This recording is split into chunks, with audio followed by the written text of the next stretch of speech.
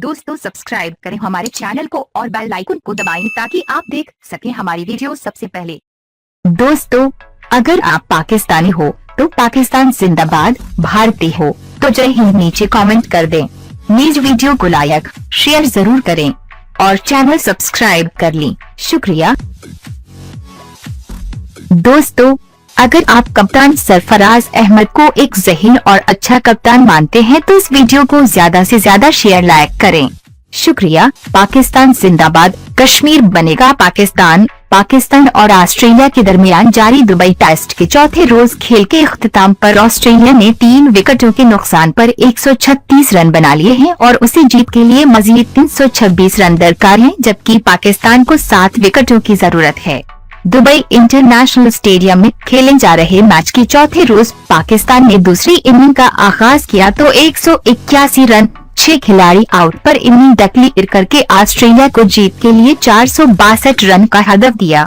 ऑस्ट्रेलियाई बल्लेबाजों ने हदफ के ताक़ब में अपनी टीम को अच्छा आगाज फराहम किया और पहली विकेट की शराकत में 87 रन बना डाले, मगर इस मौका पर मोहम्मद अब्बास ने उम्दा बॉलिंग करते हुए 3 खिलाड़ियों को पवेलियन की राह दिखा दी और इस तरह 87 स्कोर पर ही ऑस्ट्रेलिया के 3 खिलाड़ी आउट हो गए।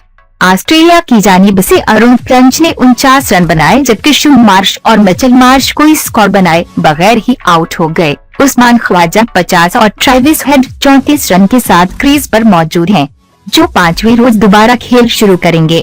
पाकिस्तान की जानिब से मोहम्मद अब्बास ने इंतहाई उम्दा बॉलिंग करते हुए 11 ओवर्स में 26 रन के 3 खिलाड़ियों को पवेलियन की राह दिखाई और उनके अलावा कोई भी बॉलर विकेट लेने में कामयाब नहीं हो सका। दोस्तों इस टेस्ट मैच में कप्तान सरफराज अहमद अपने फराइज कप्तानी से सभी को हैरान कर रहे हैं और माहिरीन क्रिकेट उनकी खूब तारीफें कर रहे हैं।